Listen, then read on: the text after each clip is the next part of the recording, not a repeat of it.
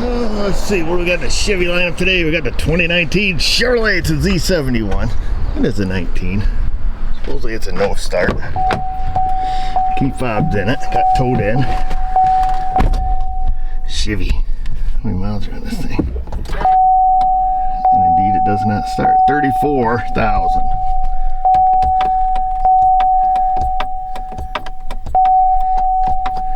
Nothing's happening. Put it in neutral. Oh, look at that. Would you look at that? Fired right up. Let's try this again. Put her in the park. Well, that time it started in park. I'm thinking he's got some kind of park issue thing going on here.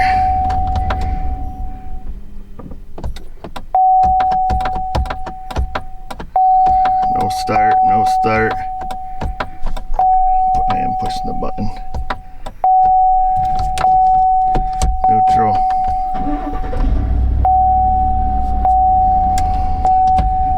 Is this thing under warranty? You would think. A guy would think. I don't know. He's got it here, so let's just find out what's wrong with it. And man, we'll find out if maybe it is under warranty. I would think it would be. 19's kind of new.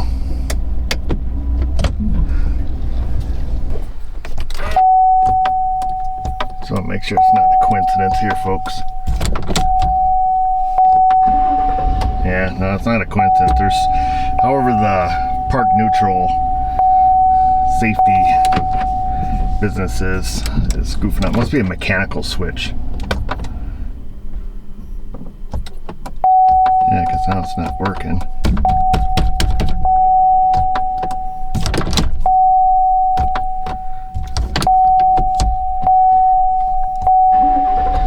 Starts in neutral every time, so yeah, definitely, we're definitely on the right trail here. Yeah, it's definitely broke. You ain't messing with no broke. We ain't got us a wiring diagram, folks. Don't know if we actually need it, but it gives us kind of a brief overview of the entire starting system, or at least most of it anyways. There's a couple things that we know, and one thing that I really want to look at, and it's going to be this transmission internal mode switch. Now it just shows one here on this diagram, sending a signal on the engine control module, and of course there's communications back and forth for the power moding to the body module, back to the PCM, and then ultimately PCM is going to send our signal out and hit the starter. That's kind of a real brief explanation. I wrote down a couple of the RPO codes that this thing has. Is equipped with the 8-speed and the start-stop system. I don't know if any of it's relevant, but I jotted it down. Main reason we want to look at that switch input is because we know when we tried to start it that it wasn't starting in park, and we tried that a couple times and it failed every time. What's weird is up on the dash it shows it being in park, okay, but it's not weird at the same time, because modern cars oftentimes will have several levels of redundancy built into them with their switches. For example, might have a switch in the shift housing, and one in the transmission, and or maybe a couple in the transmission, or two different ones on the column housing or something like that. Not this vehicle particular, but other vehicles that we see like this that don't want to start in park, but it still says park on the dash. Somebody might think it should have a park neutral switch in the transmission and then broadcast that over the whole network so everybody knows where it's in. You would think that would be the case, but it's not always the case. I don't know about this one particular. I'm assuming that's not the case because it says park on the dash. So something's sending a park signal, but it's not the same park signal that allows it to start in park, obviously, because it doesn't. I threw a battery maintainer on it. I got the key on. I've got the scan tool over there firing up. We're going to first start with scan data. We can probably identify the problem just looking in there, is my assumption. We know that the starter's good, the battery's good, the wiring's good, the ground's good, the relays are good, the fuses are good, because it starts in neutral. All right, let's see. 2019 Chevy. She is red hot. That's a pretty sweet color. We're going to go into the GDS here. Let me make sure this thing still doesn't start. Nope, it still doesn't start, so that's good. Let's see. I don't use this tool every day, so I'm going to be a little bit fumbly on it. Just throwing that out there.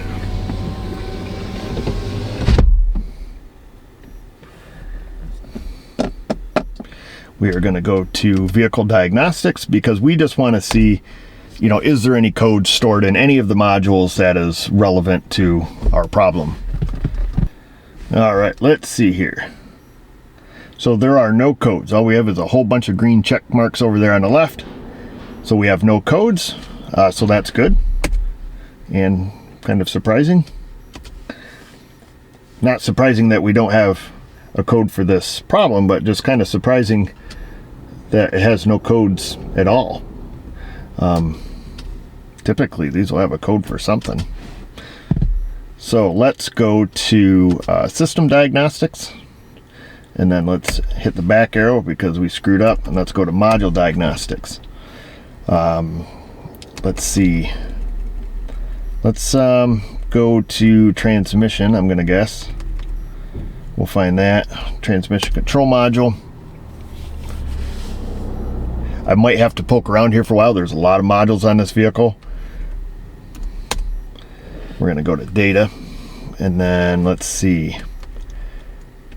Well, we're gonna go, so we got torque converter, shift, solenoid, valve, clutch learn status. We're gonna go right into transmission data. I think might be the best spot. And let's see what we have for switches.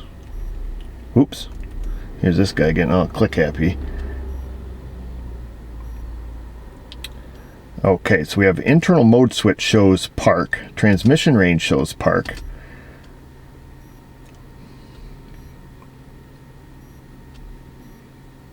And then we have the ABCPS switch. Interesting. I would think if there was some validation on those that wasn't right, I would assume it would throw a code for them. So that's kind of interesting. Okay, so let's go back here, and then let's look at this, the range switch and the internal mode switch. I'm pushing on the brake, I'm hitting the button, we still have a no start. That's reverse, and that's neutral, in which case the engine starts. Back into park. Again, no start. So let's see. Low, high, low, high.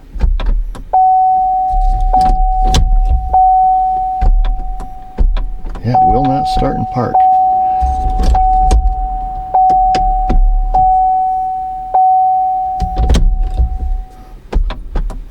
I'm going to start it in neutral.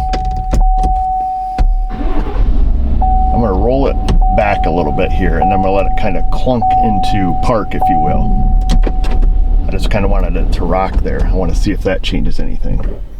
It does, because if I let it rock into park, it definitely changes.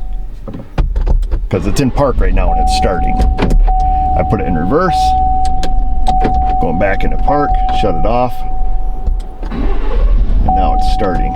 Let me, I'm gonna do some poking here, and I'm gonna hopefully find what we're looking for, and, you know, just see if we can get it to act up. It's quite interesting. I would have thought we would have seen it right here, but let me do some poking around because I'm gonna have to look in some different modules and stuff, and I think we'll find it, so you folks stand by. To show you where I'm at while I'm poking around here, you know, we can see, like I say, we're parked down there, we're parked there. Push the button, you know, no start, dash flickers. I see this here section that I have highlighted, the power mode. It does show the crank request going in. So just in case anybody was questioning that, that is there. All right, folks, let me show you where I'm at. I think we need to kind of keep it simple. So theory and operation here. You come down to the key start. So up above this, it tells you the theory and operation on the start-stop system. We're not super interested in that. Come down here, so key and start, or the keyless start rather. Ignition mode switch is placed to crank position. The signals supplied to the body module, notifying the ignition is in the crank position. The BCM sends a serial data message to the engine control module saying that the crank has been requested. The ECM verifies that the brake pedal is pushed, transmission's in park and neutral, or the clutch is depressed. And then bada bing, bada boom, it sends out the signal, turns on the relay, cranks the baby over. Who remembers back when cars just had keys and no theft stuff? So that's pretty simple. What I think is going on here, because looking through data is of no use for us, but like I stated before we even got in here, I think these cars have certain elements of redundancy, if you will. We looked in the data and we saw whatever we saw in there. We saw that there is a, I don't know what they called it. Was it a range switch or a mode switch? You know, A, B, C, P, S, you know, all those internal switches. We saw that. But what we're going to look at now is, because I believe that the park neutral switch that we're looking for, that I saw in that OEM diagram, I believe that it is simply a mechanical switch for park and neutral, and it is not displayed in data. When we look at scan tool, it's not going to show us park or neutral. It's not going to throw a fault. If the ultimate redundancy would be if the two switches didn't match, and then it would throw a code saying, you know, these two switches don't match, or implausible data received. That would be really great. But why write that extra line of code when we don't have to? Not that I know anything about writing lines of code, but here we go. There's 6-speed. Ours is a 8L60. There we go, 8-speed. We want to find this internal range switch. That's a drive mode selector switch, instrument cluster, transmission manual hall. Here we go. So here, down here, look right here, transmission internal mode switch. I think this is the A, B, C, D, P, S switch and all that stuff. And then if I remember correctly on the OEM diagram, this white with gray at pin 35. Okay, let's do this. Enhance. Let's come down here. We're coming down, we're gonna find, here we go, pin 35, I believe was the output, and then this was the low reference. So beyond our mode switches down here, we have this switch right here. And let's follow those wires wherever they may go. Let's reset the diagram here. They're still going. Where'd you go, little fella? Okay, here they are. There's where they end up. Internal mode switch low reference, black with gray. This is at the engine, or that's at the training module. And then park neutral signal, and that is at the ECM. Gosh dang it. Not real good here without a mouse. Okay, so that's it. So basically, long story short, as they say downstate, this white with gray comes from the transmission internal mode switch, the IMS, for park and neutral only. I believe it is strictly mechanical. It sends a ground signal to the PCM when it's in park or neutral, and it's not receiving that switched input in park. We can prove it. We can find the wire at pin 16, connector X1. We can stab into that baby, and I bet you dollars to donuts that we will not have a ground signal there. So let me find the connector, find the easiest place to get into it, and at that point we'll probably send them back to the dealer, because it has to be part of the valve body or something, I would assume, and the dealer's misdiagnosis of it needs a battery. At least now the customer can go and say, here's what's wrong with my truck, can you guys please fix it? That's what I assume. So maybe they won't, maybe they'll still want to put a battery in it, I don't know. But that's my hypothesis as far as what's wrong is the internal mode switch, the IMS, is missing its ground signal. So let's get after it. Just recap here, brief rundown. Underneath the vehicle, I have back probed into this wire right here. So this is the wire, this is the internal mode switch. It's grounded on this end through a low reference from the TCM. So when this thing is in park or in neutral, this wire should be pulled to ground. This is the wire that goes to the engine controller. It's the one that we can't see, so to speak, in data, in the data list. So I've gone underneath there and I took a wire back probe, and I back probed into, my glasses on, I think it's pin 35, and it was a white with gray trace, and then I ran us a jump wire here on the outside of the car. Then I took a very low current test light, hooked it to battery positive, and probed into that wire that I have underneath. Currently the vehicle's in neutral, so that wire should be grounded. This is only a 75 milliamp test light, so we're not going to smoke anything. But the wire goes down and around through there. So when we hop up in here, when we put this thing in park, that light should also be lit. This is providing that this ding dong probed the right wire. So let's see. Enhance. Well, unenhance. You can see that we're in neutral, I guess, first and foremost. Enhance. We put it in drive. Light goes out. Oops, that's neutral. And that is park. And see how it's not lit? Oops, hopefully you guys can see that. So we're in park and it's not lit. Okay, I'm gonna go reverse, neutral, and it's lit back up, drive. Slam it in park, nothing. I've got it on the lift so I can't rock and roll it into park, but that's proof. That's everything we need to know. Nothing that we don't. There's the switch, it lights up in neutral, does not light up in park, therefore it will not start. Whoa, you're too enhanced. So that's why it doesn't start. But as soon as we light it up, put it back in park, shut it off, and that's it. So easy fix, well, easy diagnosis. I don't know who's gonna fix it, but easy diagnosis. It needs a new transmission range sensor or internal mode switch or whatever you want to call it. So that's it, folks. 2019. So take and unplug that. I'll go underneath and show you where this is in case you're trying to diagnose your own, I guess. Take a spin under this. You guys always think I'm talking crap about Chevys because they rot away so fast. Just have a little gander around, folks. I don't make this crap up. So she was back probed into that connector up there. Didn't pierce any wires down here. It's a pretty bad environment, so we back probed her with our extra long test lead set, 15 feet. I guess they are, it says. That's what they tell me.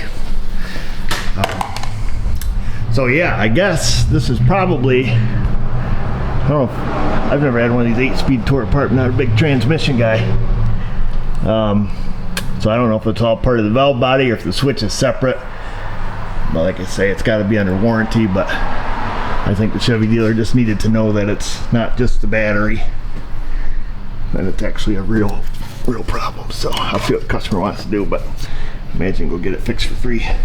So that's it, folks. Not a super complicated diagnosis on this one, even though it's a semi-complex system with a start-stop and all the computers and all that stuff. You need to kind of keep it simple at some point.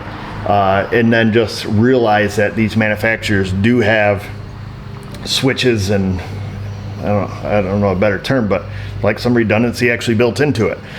It's kind of a shame though that they really honestly didn't write an extra line of code, being that the ECM can see that switch and give us somewheres, at least in the data, reason for start inhibit. You know, something like that to say the reason the starter's inhibited is because it's not in park, or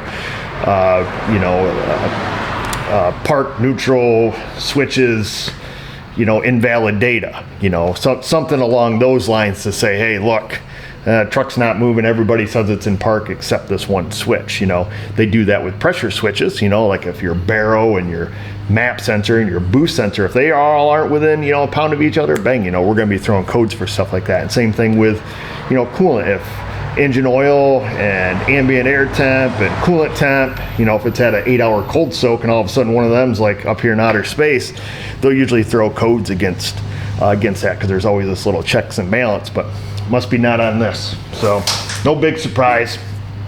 And one thing we'll have a big surprise about is if I don't see your comment in that comment section. Questions, comments, find us on the Insta, the Facebook. You guys know where we're at. Just remember, viewers, if I can do it, you can do it.